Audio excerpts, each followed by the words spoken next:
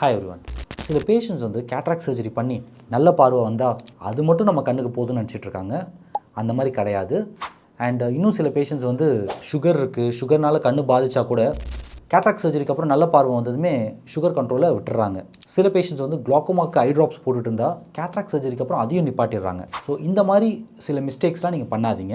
ஏன் காரணம்னா, நம்ம கேட்ராக்ட் சர்ஜரியில் இதுதான் உங்களோட ஐன்னு எடுத்துக்கிட்டால் நம்ம இந்த லென்ஸை மட்டும்தான் மாற்றுறோம், கண்ணையே மாற்றலை. ஸோ உங்களுக்கு ஒரு புது கண் வந்த மாதிரி இருந்தாலும் அது வந்து நம்ம ஃபுல் கண்ணை நம்ம மாற்றலை, லென்ஸை மட்டும் தான் மாற்றிருக்கோம். ஒரு கேமராவில் இருக்கிற லென்ஸை மாற்றுற மாதிரி. ஸோ கேமராவில் இருக்கிற லென்ஸை மட்டும் மாற்றிட்டா பத்தாது, பின்னாடி இருக்க ஃபிலிமும் ஹெல்த்தியாக இருக்கணும். அதாவது ரெட்டினா, ஆப்டிக் நர்வ் இதெல்லாம் ஹெல்த்தியாக இருக்கணும். சுகர் கண்ட்ரோல் ரொம்ப ரொம்ப இம்பார்ட்டன்ட். அண்ட் குளோக்கோமா ஏதாவது இருந்ததுன்னா அதுக்குண்டான ட்ரீட்மெண்ட்டும் கரெக்டாக நீங்கள் எடுத்துக்கணும். ஏன் காரணம்னா, நம்ம எவ்வளோ காஸ்ட்லி லென்ஸ் நம்ம கண்ணில் வச்சாலும் பின்னாடி இருக்கிற நரம்பு ஹெல்த்தியாக இல்லை அப்படின்னா உங்களுக்கு பார்வை வராது. இன்னொரு முக்கியமான விஷயம், நீங்கள் வருஷத்துக்கு ஒரு வாட்டி ஐ செக்கப் கண்டிப்பாக பண்ணணும். தேங்க்யூ.